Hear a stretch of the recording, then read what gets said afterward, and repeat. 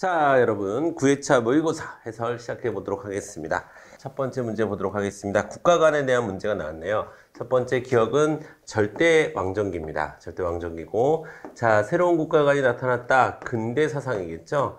즉 사회계약서를 의미할 겁니다. 그 다음에 복지국가, 현대적 마인드죠. 자, 세기로 얘기하면 이쪽은 18세기, 이쪽은 20세기가 되겠습니다. 19세기는 여기 등장하지 않았어요. 자, 1번 보겠습니다. 홉스는요, 여러분, 절대 왕정기를 대표하는 게 아니라 새로운 국가관인데 군주 주권론을 주장하는 거예요. 그래서 홉스는 절대 왕정기를 대표한다. 이렇게 볼 수 없습니다. 자, 여기가 틀렸네요. 그쵸? 자, 그 다음에 2번 보도록 하겠습니다. 자, 복지국가에서는 행정부에 대한 입법부의 우위 현상 거꾸로 됐죠? 입법부에 대한 행정부의 우위 현상이 일어났습니다. 이것을 우리가 행정국가화 현상이라고 얘기하죠. 자, 2번도 틀렸습니다. 3번. 자, 니은에서는 정부의 역할이 소극적. 맞죠? 예, 자유권을 주장하고 있으니까. 디귿에서는 정부 역할이 적극적. 맞죠? 사회권을 주장하고 있으니까. 정답은 3번으로 가주시면 되겠습니다. 자, 그 다음에 4번 보겠습니다. 자, 기억은 국가로부터의 자유 아니죠. 기억에서는 자유가 없고, 니은이 국가로부터의 자유고, 그 다음에 니은 국가의 자유는 없고, 그 다음에 디귿은 국가에 의한 자유 맞습니다. 아시겠죠? 자, 됐습니다. 2번 가겠습니다. 2번. 자, 다음은 근대 시민혁명 과정에서 발표된 선언문이다. 자, 이 선언의 사상적 배경으로 볼 수 없는 것은 이라고 되어 있는데, 자, 여러분 프랑스 인권선언이고요. 모든 사회계약서는 자, 개인주의 사상에 기초합니다. 개인주의. 그쵸? 자, 개인보다 정치 공동체가 우선되어야 한다. 정답 1번. 자, 개인주의가 우선되는 거고, 그 다음에, 자, 계몽사상이라고도 볼 수 있는데요. 잘못된 권력과 전통 과감하게 타파되어야 된다고 얘기했고, 자, 누구에 의해서도 결코 침해될 수 없는 권리가 있다. 즉, 자연권 사상. 맞죠? 자, 그 다음에, 예, 정치사를 구성하는 토대가 된다. 맞습니다. 자, 개인주의 사상에 기초해야 되는 거고요. 자, 1번이 틀렸습니다. 자, 그 다음에, 3번 보도록 하겠습니다. 3번. 자, 다음과 같은 선거구제의 일반적인 특징으로 볼 수 없는 것은 이라고 되는데, 자, 일단 주어진 선거구가요. 선거구가 자, 하나, 둘, 셋, 넷, 5개가 있는데 선출된 당선자는 모두 10명이래요. 그러니까 선거구보다 당선자 수가 더 많죠. 그 얘기는 뭐라는 거예요? 중대선거구제, 소수대표제라는 뜻입니다. 그렇죠? 자, 1번 보겠습니다. 자, 중소선거는 지역 명망가보다는 전국적 인물의 당선이 쉽습니다. 맞아요. 자, 상대적으로 지역 대표성이 좀 약하죠. 소다에 비해서, 선거구가 작은 소다에 비해서는요. 2번, 다수당의 출연이 용이해서 전국 안정을 기대할 수 있다. 이게 틀렸네요. 자, 중소는 기본적으로 군소정당에게 유리하고요. 그래서 자, 다당제를 촉진하게 됩니다. 그렇죠? 자, 그리고 다당제는 전국이 혼란스러울 우려가 좀 있고요. 자, 그러니까 2번이 틀렸습니다. 2번이 정답이겠네요. 3번 보도록 하겠습니다. 유권자 후보자 파악이 어려워서 유권자의 무관심이 커질 수 있습니다. 맞아요. 후보자 파악이 쉬운 것도 소다에서 좀 쉽습니다. 지연, 학연, 혈연과 같은 비합리적 요소에 의한 당선 가능성을 줄일 수 있다. 맞아요. 지연, 학연, 혈연 이런 것도 소다에서 좀 심합니다. 되셨죠? 자, 그 다음에 4번 보도록 하겠습니다. 4번. 자, 제시문의 밑줄 친 부분에 해당하는 국회의 권한으로 국정 감시 비판 권한, 국정에 대한 감시 비판 기능을 얘기하는 겁니다. 탄핵 소추 의결권 맞아요. 자, 국정을 감시 비판하는 겁니다. 계엄해제 요구권도 마찬가지고요. 자, 그런데 이것도 마치 겉으로 보기에는 국정을 감시 비판하는 기능인 것처럼 보이지만 조약은 국회의 동의를 거치면 뭐가 되는 겁니까, 여러분? 법률이 되는 거죠. 그래서 이것은 국회의 입법 기능이라고 분류를 합니다. 이것도 좀 디테일한 부분인데 챙겨두세요. 조약 체결 비준에 대한 동의권 행사는 입법 기능이지 국정 감시 비판 기능이 아니다라는 사실입니다. 자, 왜냐하면 조약이 법률이 되는 거니까 그 과정에서. 자, 4번 보겠습니다. 맞아요. 동의권 행사하는 것도 자, 국정 감시 비판 기능이라고 볼 수 있습니다. 정답은 3번으로 가주시면 되겠고요. 그 다음에 5번 보도록 하겠습니다. 다음 설명 중 옳은 것은 모두 몇 개인가? 라고 되어 있는데요. 이것도 제가 문제를 좀 바꿨네요. 그쵸? 문제 좀 바꿨습니다. 우리 교재에 있는 문제로 여러분 이거 무시하시고 우리 교재에 있는 문제로 같이 보도록 하겠습니다. 자, A는 토지 매매 광고를 보고 그렇죠? 토지 매매 광고를 보고 김 씨를 만났다. 김 씨는 매우 검소하고 선량해 보이는 중소기업 사장이었는데 토지를 사업상 이유로 소지를 판다고 했다. 등본상에 문제도 없었다. 그런데 잔금을 한 달 후에 치르기로 했는데 잔금을 지불하고 직도 등기소하고 소유권 이전 등기 신청해야 돼. 그런데 등기소에서는 A의 이름으로 소유권 이전 등기를 해줄 수 없다고 했다. 왜냐하면 김 씨가 뭐를 했대요? 이중거래를 했대요. 그래서 B의 명의로 소유권 이전 등기가 되어 있었던 것이다. 이 얘기는 자 뭐냐면 김 씨가 A 씨한테도 팔고 B 씨한테도 팔았다는 거예요.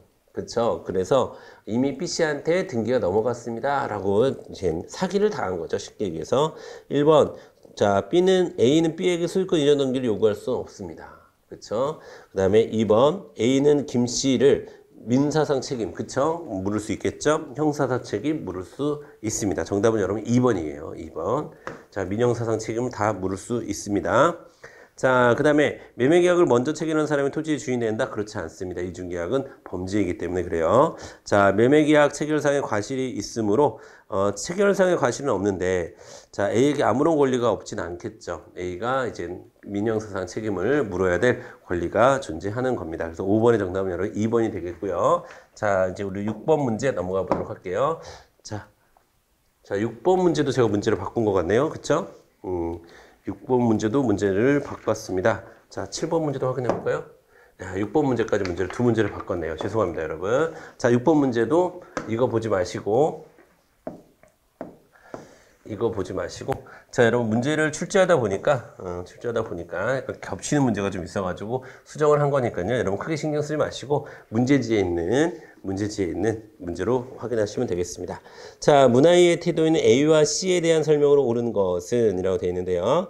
자, 각 사회가 지니고 있는 문화의 고유한 의미와 가치를 인정하는가 라고 하는 것은 다른 나라의 문화를 그 사회의 맥락에서 인정하느냐를 물어보는 거고요. 문화 상대주의에 해당하겠죠. A는 상대주의, B 보겠습니다. 그 다음 질문 볼게요. 자기 문화가 우월하다는 믿음을 바탕으로 타 문화를 판단하는 것에 예라고 대답한 C는 자문화 중심주의, B는 사대주의가 되겠죠. 문화 사대주의. 그래서 상대, 사대, 자문화 이렇게 순서대로 찍어주시면 되겠고요. 1번부터 보도록 하겠습니다. 자, A는 B와 더불어 문화의 아닙니다. B는 문화의 다양성을 보존하는데 기여할 수 없죠. 왜냐하면 강대국의 선진국의 문물만이 좋은 문화다라는 평가를 하고 있기 때문에 그렇습니다. 자, 2번. 자, 문화사대주의는 자문화 중심주와는 달리 선진 문물 수용에 용이해. 맞아요. 그렇지만 자신의 문화의 주체성 또는 정체성을 상실할 우려가 있죠. 예. 문화사대주의의 장점과 단점을 아주 잘 찍어낸 선지입니다. 정답은 2번으로 가주시면 되겠습니다. 자, 3번. 자, 문화의 우열을 정하는 기준이 존재한다고 보는 것은 B와 C에 해당하는 거고요. 똑같이 문화를 평가의 대상으로 보는 것도 C와 B에 해당하는 겁니다. 그래서 3번, 4번 다 틀렸어요. 정답은 6번의 정답은 2번으로 6번도 역시나 2번으로 가주시면 되겠고요. 그 다음에 7번 문제 같이 보도록 하겠습니다. 7번 문제 여러분. 자, 7번 문제 같이 보도록 할게요.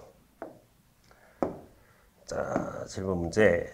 자, 가와 나 사회 집단에 대한 설명으로 옳은 것은 이라고 되어 있는데 자, 일단 친밀한 접촉 1차, 형식적 접촉 2차. 자연 발생된 집단 공동사회, 그 다음에 인위적 발생 이익사회. 자, 그런 의미에서 볼 때 가는 1차면서 공동인 거는 가족이 대표적이겠죠? 그렇죠?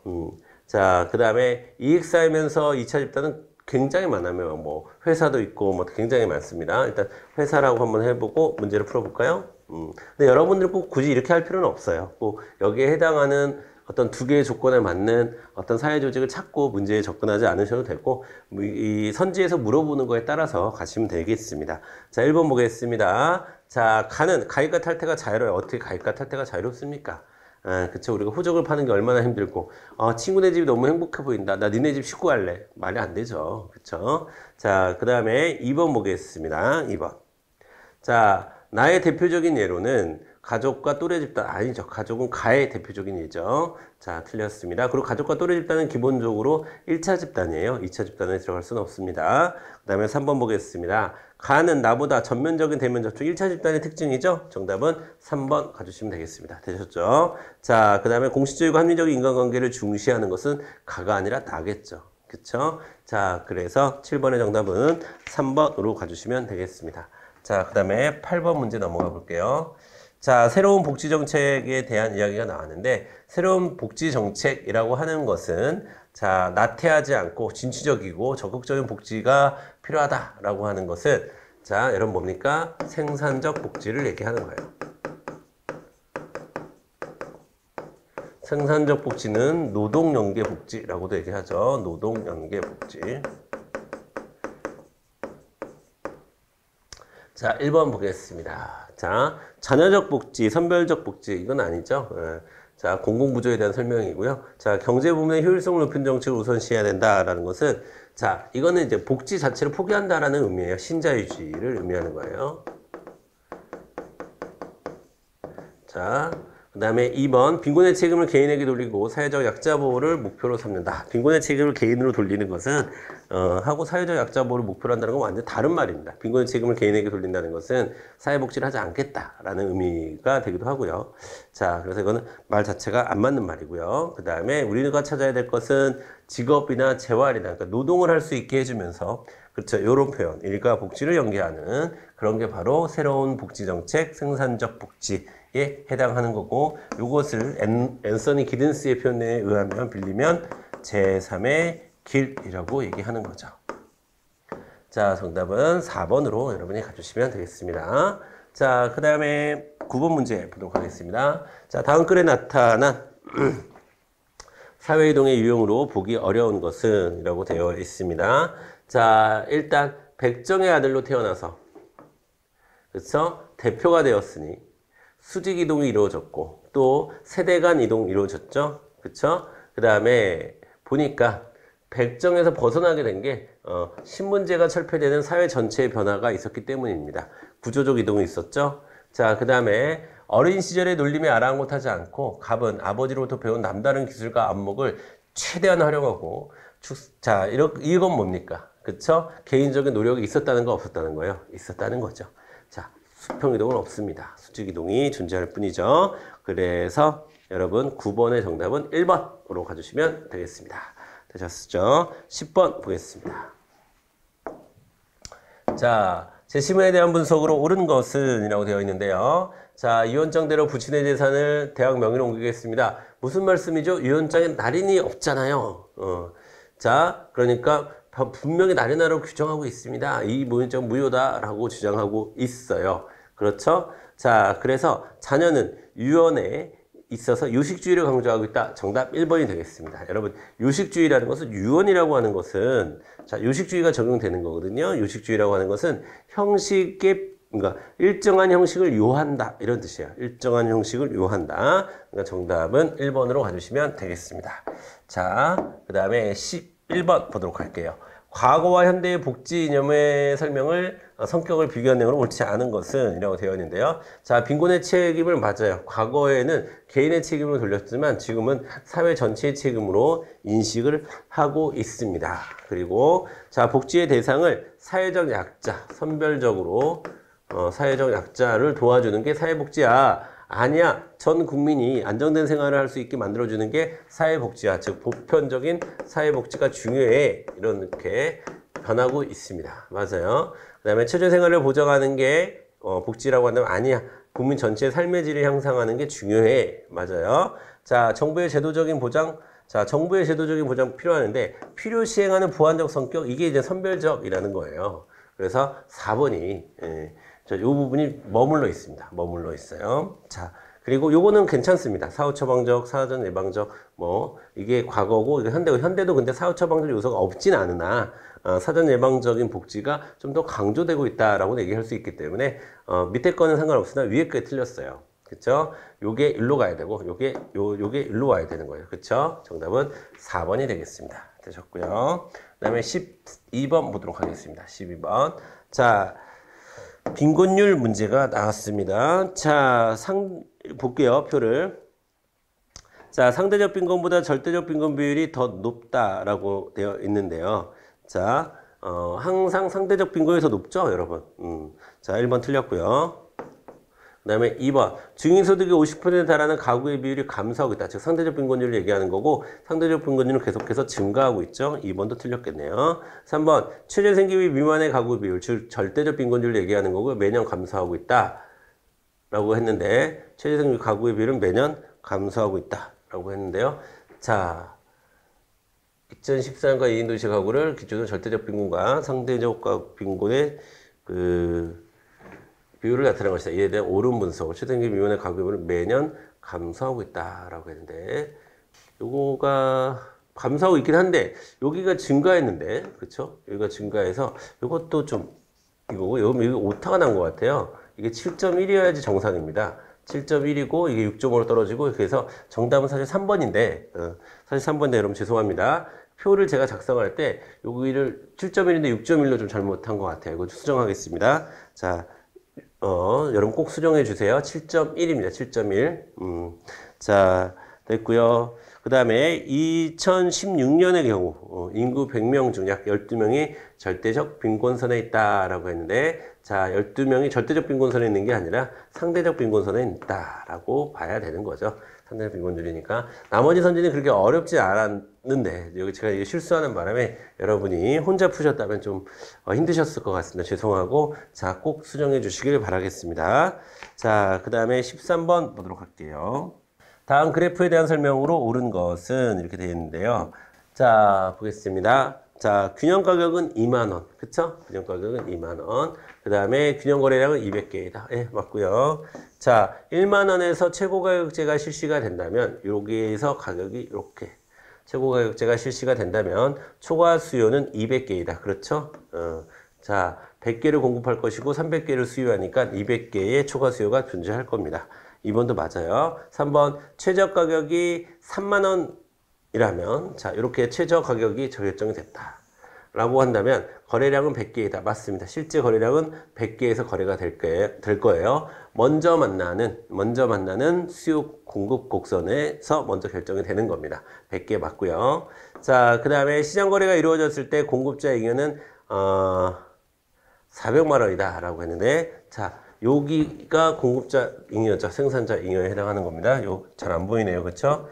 자, 여기가 이제 생산자 잉여에 해당하는 거죠. 자, 그러면 요는 삼각형 구하는 공식으로 어떻게 구합니까? 밑변 200, 높이 곱하기 2, 나누기랜다. 나누기 또는 곱하기 2분의 1 하면 되는 거겠죠? 그러면 200 되겠습니다. 400이 아니라 200이 되겠습니다. 자, 4번이 틀렸네요. 그쵸? 4번이 틀렸습니다. 자, 그 다음에 자, 14번 보도록 하겠습니다. 자, 무명화가가 습작들을 공짜로 주어도 가져가는 사람이 거의 없습니다. 그런데 무명실에 그린 습작이라도 비싼 돈을 주고서 훗날 사람들이 사가는 경우도 있습니다. 그 다음에 태평양 어른섬에서는 망고보다 바나나가 더 많이 생산되는데 바나나가 훨씬 망고보다 바나나가 희소성이 있는 거죠. 희소성이 높은 거죠. 망고보다는. 자, 1번 보도록 하겠습니다. 동일한 재화에 대한 희소성은 어느 시대에, 어느 사회에서나 같다. 그렇지 않죠. 자, 난로라고 하는 재화가 있어요. 뜨거운 지역에서는 희소성이 거의 없겠죠. 차가운 추운 지방에서는 희소성이 높겠죠. 희소성이라고 하는 것은 자원의 양과 욕구의 상대적 관계에서 결정이 되는 거잖아요. 그러니까 자, 2번 보겠습니다. 희소성은 인간의 욕구에 비해서 재화의 양이 적을 때 적용이 되는 거죠. 이거 틀렸습니다. 많을 때, 적을 때. 자, 그 다음에 3번 보도록 하겠습니다. 인간의 욕구 크기가 변해도 재화 서비스에서 느끼는 정도는 같다. 욕구가 커지면 희소성이 그만큼 커지게 되는 겁니다. 자, 그래서 이것도 틀렸고. 4번, 해당 사회에서 재화가 유익해야 사람들이 가치를 부여하는 것이어서 희소성을 갖는다. 맞습니다. 희소성은 뭐를 전제로 한다? 유익성을 전제로 합니다. 어느 정도 사용 가치는 있어야 돼요. 아무런 사용 가치가 없는데 욕구가 발생하지는 않는다. 이렇게 보는 거예요. 예를 들면 다이아몬드는 유익하다? 사용 가치가 그렇게 높지는 않죠. 하지만 있긴 있잖아요. 장신용으로라도 쓰고 하니까 자, 있긴 있는 거예요. 그렇죠? 자, 그래서 희소성은 유익성을 전제로 한다라는 거 이번 기회에 챙겨 두시길 바라겠습니다. 됐죠? 그 다음에 15번 보도록 하겠습니다. 자, 일단 평균 수익과 평균 비용이 나왔으니까 우리 평균이 나왔으니까 수량이랑 곱해져서 빨리 총 수입하고 평균, 총 비용을 빨리 구해야 되겠죠? 그쵸? 자, 여러분 여기다 써볼게요. 옆에다가. 왼쪽에다 써보겠습니다. 자, 6일은 6, 6이 12, 36, 18, 64, 24, 65, 30, 66에 36 이렇게 쓰면 되시겠고요. 6일은 6, 그다음 4이 8, 3, 4, 12, 4, 5, 20, 65, 30, 6, 7에 42 이렇게 빨리 쓰시고 그 다음에 이제 이윤까지 구해야 되는 거겠죠? 이윤을 여기다 쓰겠습니다. 자, 빼주면 0, 빼주면 4, 빼주면 6, 빼주면 4, 빼주면 0, 빼주면 마이너스 6 이렇게 떨어지는 게 이윤입니다. 자, 그러면 자, 3개를 생산했을 때 최대치가 되겠네요. 이윤이. 자, 보겠습니다. 1번부터 보겠습니다. 이윤은 판매량이 6개일 때가 아니라 3개일 때. 2번, 자, 평균 수입이 평균 비용보다 높으면 판매량을 늘려야 된다. 여러분, 판매량을 결정되는 것은 평균 수입이나 평균 비용이 아니죠. 한 개 수입이, 한 개 수입과 한 개 비용을 가지고 결정을 하는 거지 평균을 가지고 결정하는 것은 아닙니다. 자, 2번도 틀렸고요. 3번 보겠습니다. 판매량을 5개로 늘릴 경우, 현재 지금 4개를 판매하고 있네요. 4개를 판매하고 있으니까 5개로 늘리지 마시고 늘리면 안 되고 지금 여기 4개니까 0이 됐잖아요. 이윤이. 이렇게 3개로 줄여야 되겠죠.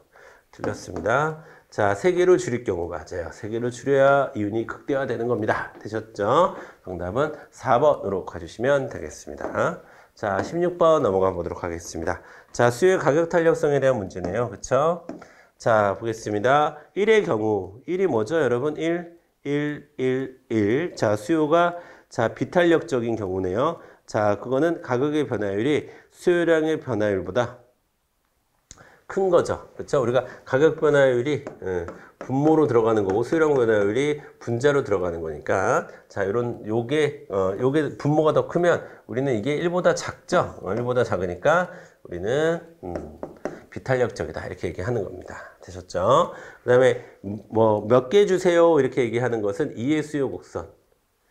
자, 틀렸죠. 2의 수요 곡선 단위 탄력적인데 몇 개 주세요는 정량 구매를 얘기하는 거고, 자, 완전 비탄력적. 완비탄을 얘기하는 겁니다. 즉, 번호로 얘기하면 5번이죠, 5번. 그렇죠? 그 다음에 얼마나치 주세요? 이건 정액 구매하는 거로 단탄 2번이 되겠죠? 이걸 2번으로 바꿔주셔야 되는 거예요. 그렇죠? 자, 단탄을 얘기하는 거죠. 단위 탄력적. 됐습니다. 틀린 건 2번이 되겠고요. 그 다음에 3번 탄력적인 경우에 가격이 상승하면 기업의 총 판매 수입은 감소한다 라고 했는데 PQ 판으로 한번 해보세요. 가격이 상승했을 때 훨씬 더 떨어지기 때문에 판매 수입도 떨어지는 게 탄력적인 경우죠. 자, 완전 경쟁 시장에서 개별 공급자가 느끼는 수요 곡선은 자, 여러분 수평으로 인식을 합니다. 즉 주어진 것이라고 인식을 하죠. 가격을. 그래서 맞습니다. 이렇게 인식을 해요. 자, 그래서 정답은 4번도 맞는 말이 되겠습니다. 틀린 거는 2번이 되겠습니다. 바뀌었어요, 두 개가. 자, 그 다음에 17번 보도록 하겠습니다. 국제수지에 대한 내용이네요. 그쵸? 자, 보겠습니다. 1번. 2018년 경상수지는, 자, 2018년 경상수지는 이거를 여러분 상품수지에서 이전소득수지까지 여기까지 이렇게 더해주시면 되겠습니다. 이렇게 더해주시면 좀 귀찮으시겠지만 3776이 나올 거예요. 자, 맞고요. 2번 보겠습니다. 자, 준비자산은 8,872이다 라고 하는 것은 자, 준비자산은 여기 있는 걸 몇 년도입니까? 2007년, 17년을 다 더해봤을 때 자, 플러스 8,872가 나와야 됩니다. 그래야 준비자산에는 부호가 바뀌어서 마이너스 8,872라고 적힐 거니까요. 그쵸? 자, 이것도 다 더해보면 나올 거예요. 그 다음에 3번 보겠습니다. 각국의 수출액은 수입보다 많았다. 그러니까 자, 상품 수지가 플러스였겠죠. 매년. 자, 맞습니다. 4번. 매년 각국의 해외여행객이 각국을 찾은 외국인 여행보다 많았다. 그러니까 지출이 더 많았다는 얘기죠. 서비스 수지가 마이너스니까 그렇게 얘기할 수 있다? 없다. 왜냐하면 서비스 수지에는 여행만 들어가는 게 아니거든요.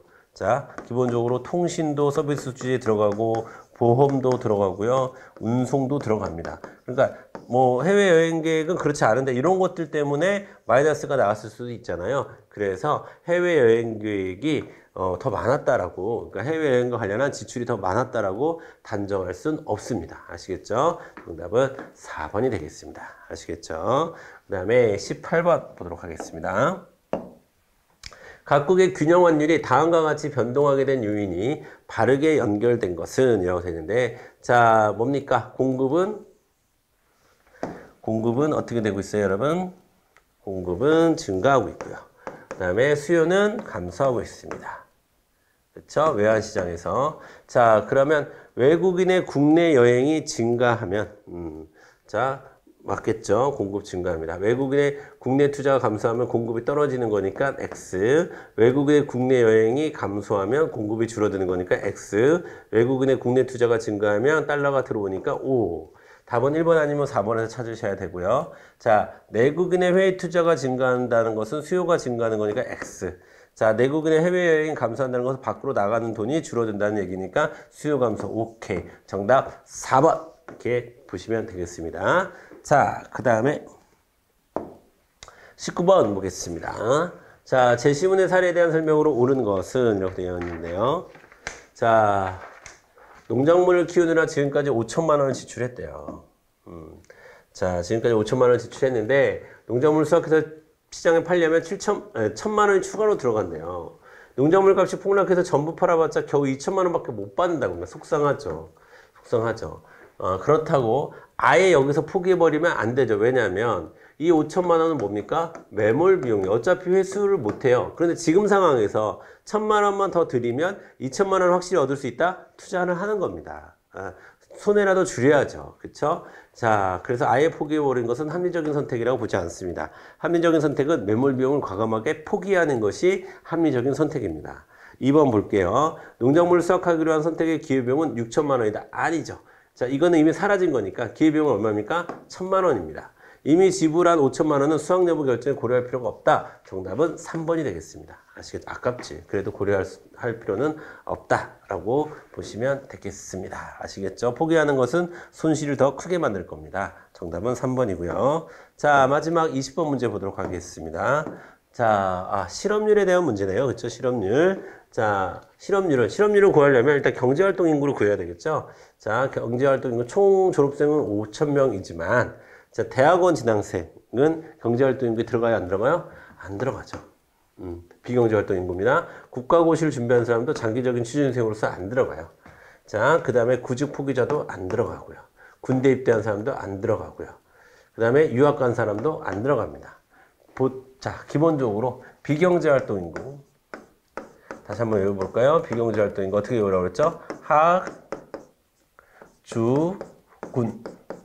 학생, 주부, 군인 안 들어갑니다. 그러니까 즉 비경제활동 인구에 해당하는 거죠. 학생, 주부, 군인은 비경제활동 인구고요. 그 다음에 우리가 구, 취 이렇게 외우자고 그랬죠. 구직단념자, 취업준비생, 장기적인 취업준비생. 자, 그러니까 지금 여기서 경제활동 인구에 들어가는 인원은 요거밖에 없습니다. 그렇죠? 자, 그러면 실업률은 자, 이거 둘이 합치면 경제활동 인구가 나오겠죠. 2,500명 분의 그 다음에 500명 구직 활동을 아직 취업생이 아닌 500명 자 곱하기 100 해주면 되겠습니다. 자, 이거 뭡니까? 5분의 1이죠. 그럼 0.2가 나올 것이고 20%가 되겠네요. 정답은 여러분 3번으로 가주시면 되겠습니다. 되셨죠? 자, 이렇게 해서 우리 또 9회차 문제도 많이 풀어봤습니다. 자, 여러분 약간 중간중간에 제가 이제 마지막에 이렇게 바꾼 문제들이 좀 여기 들어가 있어서 그렇지만 여러분 문제집으로 그 보시면 되겠고요. 자, 이제 여러분 잠깐 쉬셨다가 우리 마지막 10회차 문제 한번 같이 풀어보도록 하겠습니다. 자, 여러분 잠깐 끊었다가 또 뵙겠습니다.